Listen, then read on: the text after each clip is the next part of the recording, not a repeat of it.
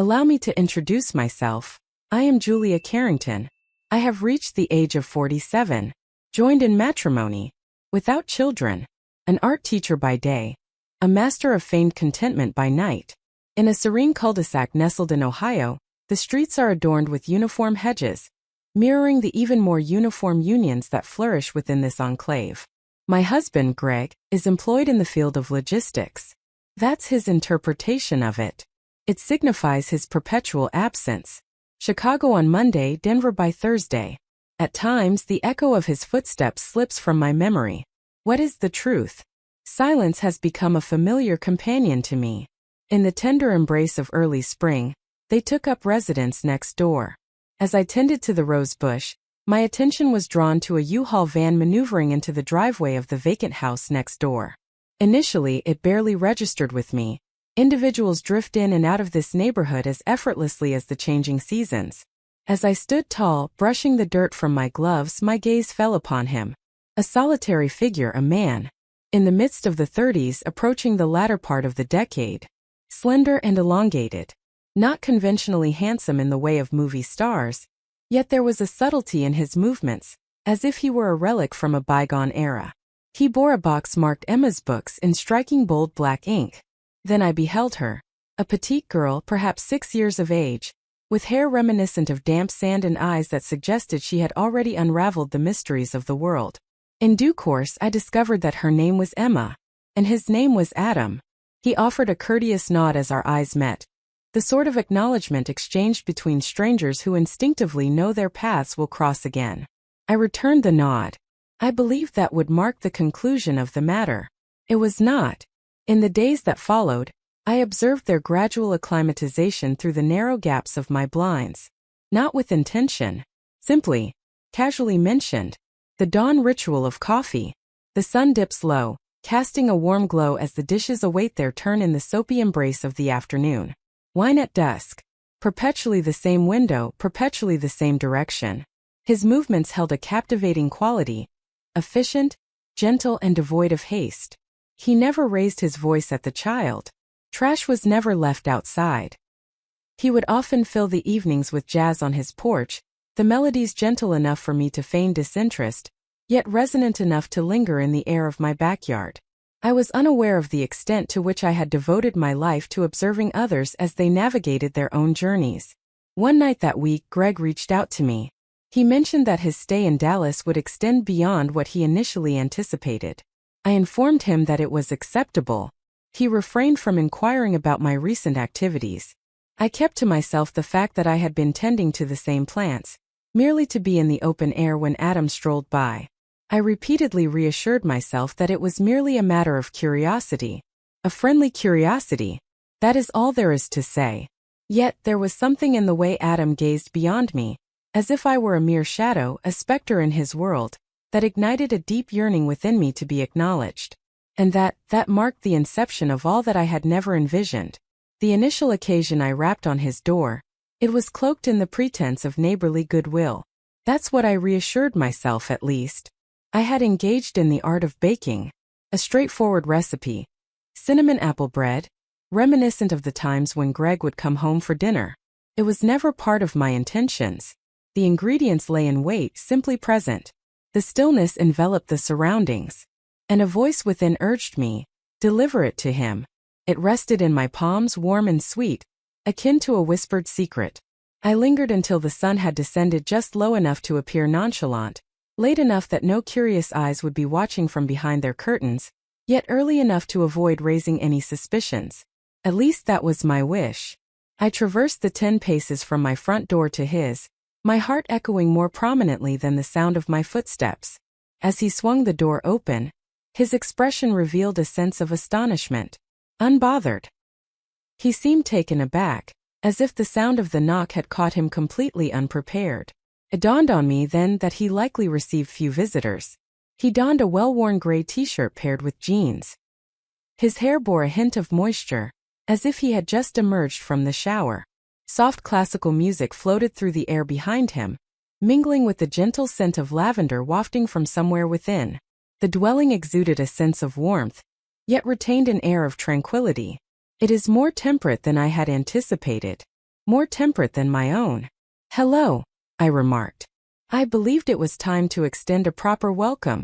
"This is my creation." He cast a fleeting look at the bread before turning his gaze back to me.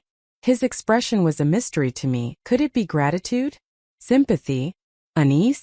"That's very kind," he said at last, taking the loaf with care, as though it were something delicate. "I appreciate it, Julia," I remarked, my smile stretching wider than necessary. "Adjacent." He inclined his head in acknowledgement. "Adam."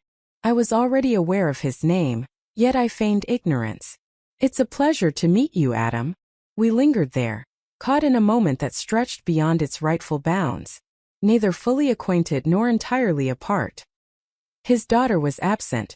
I would later learn that she spent every Wednesday with her grandparents. It was merely the two of us. A man I couldn't seem to look away from. He left me standing outside uninvited. That ought to have marked the conclusion. As I began to walk away, he remarked, "You didn't need to put in all that effort." I cast a glance behind me. At times, it feels refreshing to find a reason to return to the art of baking. His gaze held mine for a fleeting moment, stirring a deep ache within me. It was not as I had anticipated. Not yearning, not at this moment. Yet acknowledgement. A pain that lingers, born from a void that has stretched on for far too long. Upon re-entering, I found myself positioned behind the front door, my hand lingering on the knob. I had not laid a finger on him. He had not laid a finger on me. Yet, an unspoken connection lingered between us, one that eluded definition. For 2 days he vanished from my sight. Yet I couldn't shake the memory of his hand grazing mine as he reached for the bread, or the manner in which his eyes seemed to pierce through me. Just for a fleeting moment, and then they didn't. One cannot fault a woman for her inclination to listen. It commenced with the soft resonance of piano keys wafting through the twilight, neither loud nor theatrical, but tender, as if someone were gently inviting the notes from the stillness rather than imposing them upon it. The sound drifted in from the open window of Adam's living room, the one that overlooked the slender strip of grass dividing our homes. Initially, I believed it to be a mere recording, the kind that fills the silence when the house becomes too still to endure. Yet, after several evenings, I began to discern the delicate flaws, the pauses, the hesitations. A note lingered just a moment too long, and it dawned on me, it was him. He performed as the sun dipped below the horizon, neither before nor after. Just as the sky began to dissolve into a bruised purple hue, a sense of nostalgia and unreality enveloped everything around. And so, I found myself reshaping my day to accommodate it. I would conclude dinner sooner, accelerate the process of folding laundry. I reassured myself that I was acting with efficiency. Yet, the reality was this. I yearned to be by the window as he performed. I never laid eyes on him, only the outline of his shoulders, his head gently inclined. At times, Emma would nestle on the couch behind him, engrossed in a book or drifting into slumber, oblivious to the fact that her father's melodies were unraveling another soul just 2 windows away. One evening stands out vividly in my memory. A glass of wine had just been poured for myself, the delightful variety, reserved for moments of significance. Seated at the kitchen table with the lights softened and candles flickering, I allowed the music to envelop my home, claiming it as my own, as though he were a part of my very essence. It was a composition I couldn't identify, yet it plunged directly into my heart, not quite akin to joy, unlike sorrow, resembling recollection, an old version of myself, one I hadn't realized I longed for, stirred to life once more, wide awake and present. I shut my eyes, envisioning myself positioned behind him at the piano, gently laying my hand over his as it rested on the keys. Envisioned him gazing up at me, not with surprise nor with hesitation, but as if he had been anticipating my arrival. The music came to a halt. The ensuing silence was overwhelming. It created a void so profound that it took me by surprise. It was only when a tear traced its path to the corner of my mouth that I became aware of my silent weeping. I tidied up in a flash, extinguished the flames of the candles, wiped my face as if removing traces of a hidden transgression. For it was merely a symphony, merely a neighbor. A mere sound drifted through a window, one I had no claim to hold on to. Yet, on that particular night, as I extinguished the light and positioned myself by the bedroom window, he appeared before me. Adam, positioned in his yard, gazing in the direction of my home, staying still, not waving, simply observing, and I found myself pondering. Had he been aware of my attentive presence all this time? Or perhaps, had he been performing for my sake? The storm descended as if it had been biding its time, searching for a purpose. One of those weighty pressing rains of Ohio, the sort that arrives with quaking heavens and a crackling energy in the atmosphere before the initial drop even descends. A type that resonates on a personal level. Earlier Greg had sent a text. The flight has been delayed once more. Do not stay awake for me. I chose not to respond. I found myself fixated on the message, setting the phone aside as if it were an object I dared not approach. As the clock struck 8 p.m., darkness enveloped the room, my hand poised mid-pour, a glass of red wine teetering on the brink of fullness, while my carefully curated playlist fell into an unexpected silence. The house dimmed into obscurity, and I remained motionless, the sole illumination provided by the sporadic bursts of lightning illuminating the kitchen window. I felt no fear. I had grown accustomed to solitude. Yet, in the depths of the darkness, the solitude resonated with an intensity that was almost palpable. In that moment a thought flickered to life. Candles. In the drawer near the laundry room I had a few stashed away. However, there were no matches. Greg had carried the final box to the grill and failed to replenish it. Without a moment's hesitation, I snatched a raincoat and stepped out into the tempest. Adam's porch light remained illuminated, a gentle golden radiance, likely emanating from a generator. I resolved to simply request a lighter or perhaps a candle, or even both, and then continue on my journey. A humble appeal from a neighbor. A simple task devoid of any threat. As my knuckles rapped against the wood, the door swung open with remarkable swiftness, suggesting he had been poised just behind it. "Hey," I murmured, tucking damp strands of hair behind my ear. "The power has gone out." He refrained from inquiring. He simply stepped aside and beckoned me in. I paused for a moment, just long enough to sense the weight of my decision, but then I stepped forward into the unknown. The living room exuded a cozy warmth, softly illuminated by the flickering glow of several candles. Devoid of fragrance, devoid of embellishment, merely functional, truthful. A gentle fire flickered and whispered in the hearth. On the coffee table rested 2 mugs of tea, one nearly empty, the other still full and waiting. I lingered in silence, water cascading down my form, caught in a moment of indecision about whether to break the stillness with my voice. Adam vanished for a brief moment, only to reappear with a towel in hand. "Here," he remarked. "Allow me," he gestured toward my shoulders.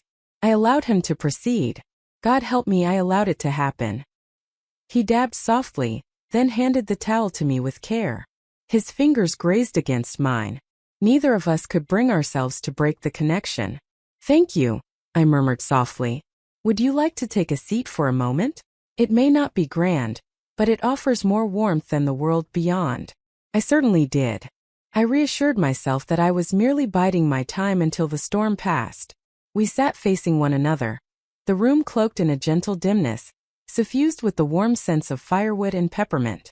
The sole sound was the rain gently tapping against the windows, as if it too yearned to enter. He inquired about my well-being. I assured them I was fine. He refrained from pressing the matter. He mentioned that Emma was once more at her grandparents' place. I inclined my head in agreement. Our conversation was minimal, almost non-existent. Only fragments and morsels. The tempest raged, a cacophony of wind and rain that seemed to echo the turmoil within. Nature unleashed its fury, painting the sky in shades of gray and fury, as if the heavens themselves were embroiled in a fierce debate. Each gust of wind carried with it a sense of urgency, a reminder of the raw power that lies just beyond our control. A moment of shared laughter as the thunder caused the mugs to tremble. And then there was a silence that felt not at all uncomfortable, merely suspended. The atmosphere seemed to pause, as if it were suspended in a moment of anticipation. Our gazes intertwined. In the soft glow of the flickering candlelight, a familiar connection stirred between us once more. Not warmth. Not at this moment. However, consent. He gazed at me as if he were confronting a desire he was reluctant to acknowledge. And I glanced back, weary from the charade of pretending I didn't crave recognition. I find myself unable to recall the act of standing. Yet, in an instant I found myself near enough to discern the delicate stubble on his jawline. I noticed how his pupils dilated as I took a breath. I might have reached out to him. I did not. He remained still. Nor did I. Yet, in that instant we traversed an unseen boundary. And that was far more disheartening than a kiss. More perilous than an admission. For now the desire was palpable. Neither of us could deny the sensation that had washed over us. Sleep eluded me. That night. Not due to any particular event. Yet it was as if something nearly transpired. And nearly as more burdensome than guilt. As I shut my eyes, his visage lingered in the flickering glow of the flames. Neither a smile nor a frown, simply motionless. As if he were grasping tightly to a secret, unwilling to let it slip away. Perhaps I was as well. I reassured myself that it was merely the tempest outside. The elixir of the vine. The shadows. The solitude. I attempted to gather every justification I could muster, arranging them like sandbags against an impending deluge. Yet, by the break of dawn they had all succumbed. Greg's call came in just after the clock struck 7 a.m. He mentioned that his flight was rescheduled, inquired whether I required anything. I firmly expressed my refusal to him. I assured him that all was well. My voice resonated with an unsettling familiarity. So familiar, it churned my stomach. Later that day I spotted Adam in his front yard, hunched over a bag of mulch. I lingered behind the curtain, my gaze fixed on him far longer than was prudent. His shirt adhered to his back. His hands glided with a deliberate and steady grace. Then he raised his gaze. He caught sight of me. I don't imply that he observed the window shift or realized I was observing him. No. Our gazes intertwined. Not even for a moment. Yet, for an extended period. Long enough for the breath in my lungs to turn to ice. Long enough for me to lose track of my surroundings. Long enough for all that was left unsaid to surge forth between us, reminiscent of a familiar melody we both recalled by heart. It was not a smile. It was not mere flirtation. It was a gaze that conveyed, I recall. And my body, this vessel that had long been deprived of such attention, reacted instinctively, before my mind could intervene. A warm flush crept across my cheeks. In that moment I felt a rush of warmth, as if I had been transported back to my 17-year-old self. I drew the curtain with a swift motion. My heart thunders in my ears, my fingers quiver at the brink of the fabric. I carried on with my day as if nothing had transpired. Yet, with each encounter of my reflection, she appeared before me. The woman I had interred beneath a mountain of grocery lists and the veneer of polite conversations. The individual who once laughed with abandon and felt with great intensity. She was not dead. Her gaze was fixed upon me. There she stood, poised in anticipation.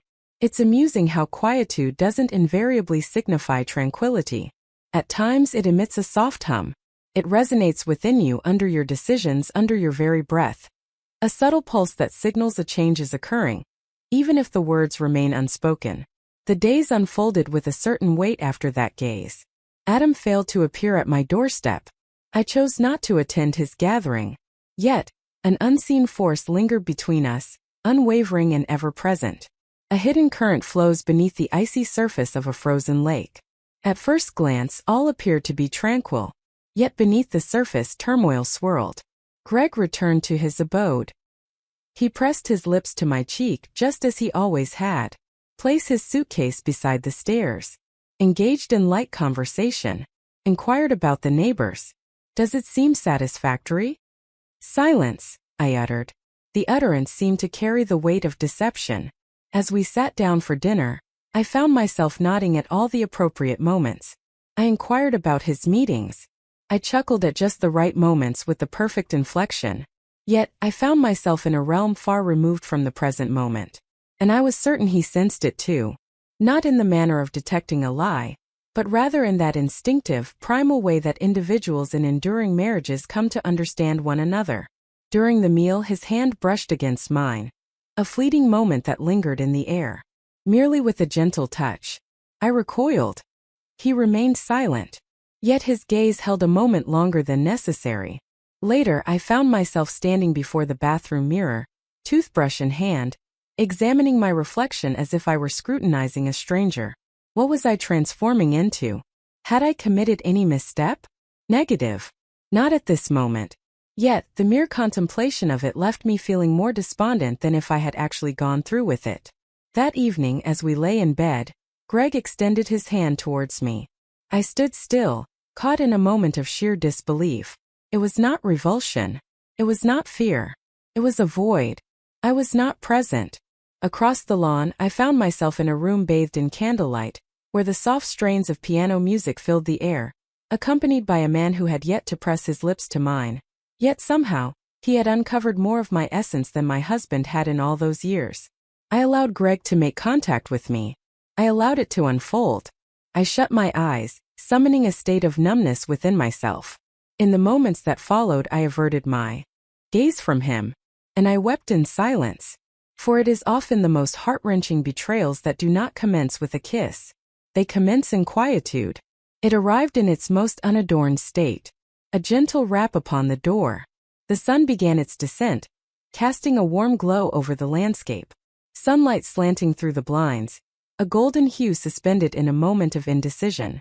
As I unsealed it, there he stood. Adam. He grasped a petite, circular plate. 2 homemade lemon shortbread cookies lay upon it, their shapes a touch irregular, with soft powdered sugar gently dissolving at the edges. "I suppose I owe you," he remarked, a faint smile playing on his lips. He was alluding to the apple bread I had delivered weeks prior. The very one I convinced myself was merely a gesture of goodwill, just as I'm certain these cookies were meant to be. A kind act between neighbors. Yet his eyes revealed an entirely different narrative. The plate quivered gently within his grasp. Not apparent. It was subtle, yet unmistakable. A realization that transcended mere physicality. "I appreciate it," I replied. I grasped the plate, mindful to avoid any contact with his fingers, mindful of the urge that threatened to spill forth.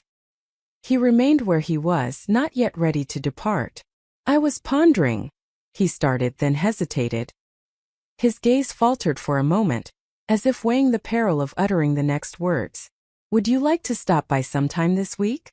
Emma is once more at her grandparents' home, and—" He came to a halt, and that word lingered in the air, a forbidden whisper striving to maintain its innocence. "I possess this vintage jazz vinyl that I've been intending to listen to. I thought you might appreciate it." I ought to have declined. I ought to have offered a polite smile and expressed my gratitude, yet I did not. I ought to have recalled the tears I shed next to my husband just nights before, guilt coiling tightly beneath my ribs. However, I responded, "Is it Thursday already?" He inclined his head in acknowledgement, and thus it came to an end. We remained untouched. There was no flirtation between us. There are no guarantees. There are no transgressions. Merely an accord forged in a silence that lingered far beyond the realm of the casual. That whole week carried an unmistakable sense of change. I found myself repeatedly drawn to my reflection in windows and mirrors, not out of vanity, but to discern the person I was evolving into. On Thursday, I adorned myself with a touch of perfume, a gentle caress behind each ear. Not that I desired anything to unfold. Yet, deep down, I understood that if it were to happen, I would not intervene. At precisely 7:03 p.m., I rapped on his door. He opened it with a tenderness I hadn't realized I longed for. The record was already in motion, a soft, sultry saxophone seeping into the hallway. We occupied opposite ends of his couch, maintaining a dignified distance between us.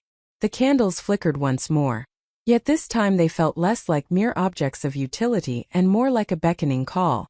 We engaged in conversation. We savored our tea. The melody enveloped the stillness, and time came to a standstill.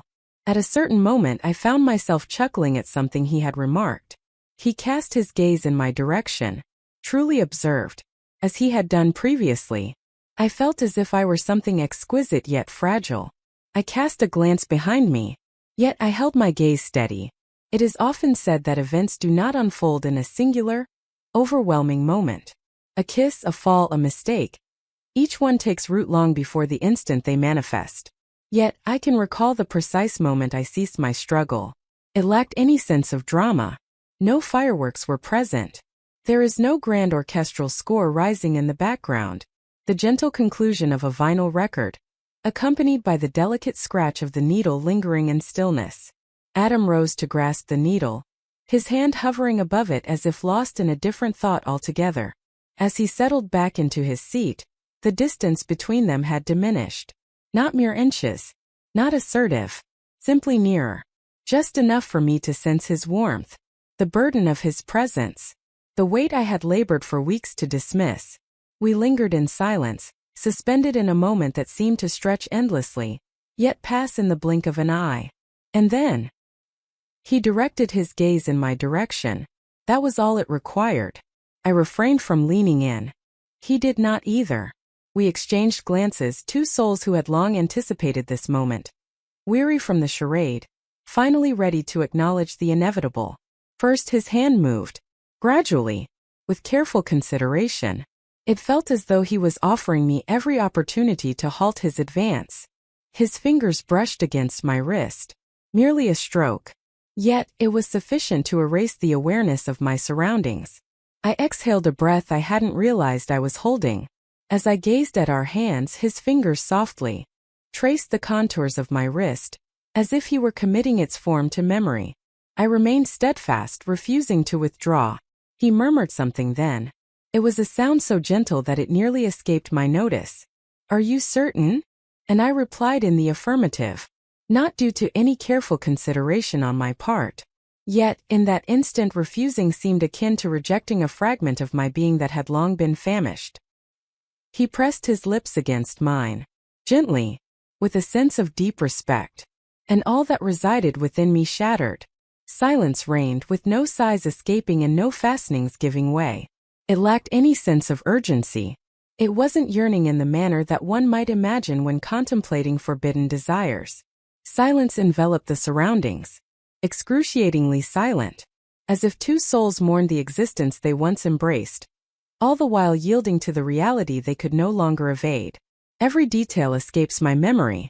The way he cradled my face, as if it were a treasure beyond measure.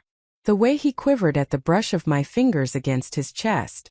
The manner in which we both shut our eyes suggested an inability to witness the actions unfolding before us. And when it concluded, silence enveloped us. We lay there, breathless, warm, undone. And I gazed at the ceiling, contemplating the person I had just become. I felt no sense of victory, or alluring, or invigorated. I experienced a profound stillness. It's akin to that instant when a glass shatters, and you find yourself gazing at the fragments, acutely aware that they can never be reassembled in the same way. He extended his hand toward mine. I permitted him to grasp it, not out of a desire for solace. Yet, in my desire to escape the solitude of my decision, I departed before the dawn broke. The house exuded a serene warmth, enveloping everything in a tranquil hush. His breath lingered, a gentle rhythm beside my own. The sheets twisted around our feet as if they were attempting to recall the art of concealment. I lingered by the window for what felt like an eternity before finally making my escape. The lawn retained the lingering dampness of the rain that had graced it the night before. The sky, a delicate hue, lingered in a state of uncertainty, caught in the balance between the embrace of night and the promise of dawn. I wrapped my coat around me and traversed the narrow patch of grass leading to my front door. 10 steps that now seemed to belong to a realm far removed from my own. I refrained from glancing about. I ought to have. I failed to catch a glimpse of her. Yet she caught sight of me. Mrs. Cranford. Just a couple of doors away. Awake with the dawn. She cherishes her porch and her gossip as if they were essential to her very existence. She remained still, cradling her mug of black coffee as if it were a gavel, observing me as I slipped into my home like a shadow that had no right to be wandering at such an hour. I reassured myself that she would remain silent. Yet the silence resonated with an overwhelming intensity. By that afternoon I sensed it, the delicate shifts in the atmosphere, the lingering glances from neighbors, the peculiar silences that punctuated our exchanges. And then arrived the message. As I was folding laundry, Greg sent it over. Received an unusual email. Unnamed. Only this. A snapshot captured a brief message. Your spouse is entwined in an affair with the neighbor. Inquire about her whereabouts on Thursday night. There is no evidence. There is no image available. Merely words. Yet, there are moments when mere words possess the power to incinerate it all. My hands began to tremble. I held back my response for a moment. The screen held my gaze for what felt like an eternity, until the letters started to meld into one another. A hazy jumble of shapes and shadows. I contemplated the idea of rejecting it, on the subject of brushing it aside with laughter, concerning the notion that it was merely a discontented neighbor causing a ruckus. Yet I found myself unable to do so. The truth extended beyond my actions alone. Every time Greg cast his gaze in my direction, it was unmistakably present in my eyes. It resided within my quietude. My doubts linger. My unexpected attention to makeup, the fragrance I had long since abandoned. It was in the manner I ceased to inquire about his return time. He failed to make that call that night. I did not either. Instead, I lingered in the shadows of my living room, gazing out across the lawn toward Adam's house, pondering whether he had received a message as well. Were he to find himself enveloped in that same stillness? Whether he shared the same fear? I refrained from knocking. He did not either. We had traversed a boundary, and now the world was beginning to close in around us. And yet, in spite of the nausea, in spite of the guilt clawing at my throat, a fragment of my being murmured, "Would you reconsider your stance?" And that voice within me, the one I had, concealed beneath my well-meaning intentions, my rehearsed smiles, my endless solitary nights, softly replied, "Negative." On a Tuesday, Greg returned home. It's not Friday as it typically is. Not with a forewarning. Simply, Tuesday. One entire day ahead of what was anticipated. The sound of the garage door reached my ears before his figure came into view. In that sound, weighty, mechanical, irrevocable, I sensed that something had changed. He entered the room without kissing me. He made no inquiry regarding dinner. He refrained from mentioning the weather or feigning interest in scrolling through emails. He simply stated, "We need to talk." And I was aware. I did not refute it. I refrained from deception, from shedding tears, or from contorting reality into a more digestible form. I conveyed my thoughts to him. All things. Exclude the graphic elements. Not the particulars that would unravel us completely. Yet, the truth that held significance. Indeed, I accomplished it. It was not a mere accident. Greg refrained from raising his voice. He appeared utterly devoid of anger. He appeared absent.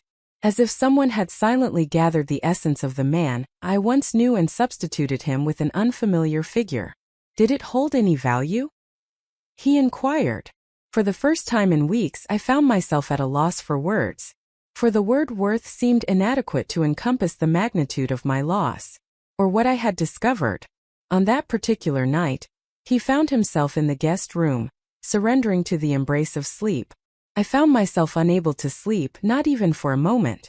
The following morning, I found myself at the kitchen window, observing Adam as he raked the leaves.